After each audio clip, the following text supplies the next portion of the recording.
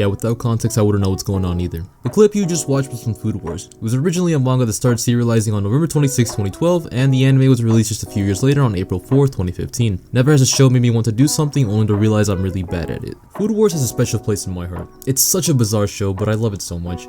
Admittedly, I started watching Food Wars when it was on its second season, about a year after its initial release, and I was about 11 or 12 at the time. And I was in this weird phase of anime where I was watching a lot of ecchi stuff. I'm talking like straight D-gen shit, like High School DxD, High School of the Dead, Kill la Kill, and Shimonero, along with a few others, but among those was Food Wars. And I was kind of expecting this to be another run-of-the-mill ecchi show, you know, but I was pleasantly surprised. You know, I watched for the ecchi, stayed for the story. And for the few people who may not know what Food Wars is, let me give you a quick rundown of the show. Our main character, Yukihiro Soma, wants to take over his family diner, but his dad insists that he should go to this prestigious cooking school called Totsuki Academy. Now, Soma is a cocky bastard and doesn't want to go to this culinary school because he's already really confident in his abilities, but once he shows up, he realizes that this isn't a normal culinary school. No. You won't find Gordon Ramsay here in this establishment, rather big buff men and anime girls. Now at this point you might be questioning how an anime about cooking is any good, and it's honestly hard to say.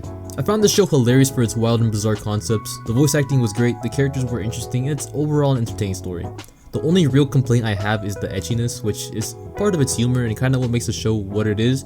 But Jesus Christ, at some point you gotta wonder like when it starts to become too much. But yeah, there's reason I rewatched this show about 4 times, twice in sub and twice in dub. I might also just have a problem, but it's a good show, I promise, I swear. Please don't, I'm not crazy, please. I mentioned that this show has some bizarre concepts and I want to dive into that a little bit. Starting with the actual name of the show, Food Wars or Shokugeki. These are, as the name suggests, cooking battles where most of the time it's 2 chefs are given a central topic to base their dish around and 3 judges vote on whose dish is better. The entire show revolves around these food wars and it's how disputes are settled and the hierarchy is established. Anything can be put on the line, from the deed to your house to the rights to marry someone. So yeah. And they make the Food Wars interesting by the way they animate the cooking and how they explain the cooking process and everything that's going on. I mean, 1 second someone could be cooking up a delicious looking meal and the next he's boxing up a bear. And I swear they put 90% of their budget into making the food look as appetizing as possible. You think it would get repetitive, but the stakes and the way they do it is always changed, which makes it kind of refreshing. And the clip that I showed you at the beginning with them fighting with stands, that shit had me laughing. And they do sprinkle quite a bit of references throughout the show, which also is pretty cool. Another thing that I found funny, and I guess this is a slight spoiler, I'll probably put a timestamp somewhere to skip ahead, but one of the characters, Erina Nakuri, you probably know her because she's on every poster of the show. So she has 2 abilities, one being her god tongue, which determines how good or bad food tastes, and it's the reason why she's at the top of the culinary world in the show. And the second is the gifting. Now, the gifting is such a stupid fucking ability, but it's so fucking funny. You've probably seen a bunch of memes how the characters have these foodgasms when they taste the delicious food, and the Nakuri bloodline has the ability to make it seem like your clothes and the clothes of the people around you just rip off because of how good the food is. Yeah, it's fucking dumb. I don't know why the author was like, yeah, this is a good idea, but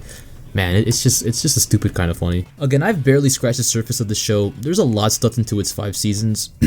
4 seasons. 4 seasons. We don't talk about the last one. But this show has way more twists and turns than a cooking show should have, and this show has a ginormous cast of characters and they all use them very well. I think it's another one of the show's strong suits, but at the end of the day it's for you to decide. This show genuinely kept me enthralled throughout, and it's a weird feeling, but this show is a pretty good show. Is it the best? Of course not, but it deserves a watch at the very least. And it, like I said, it is on the longer side. It has quite a few seasons, but I do think it gets my recommendation. I do think you should watch it, and hey, if you don't like it, that's fine. It's not for everyone.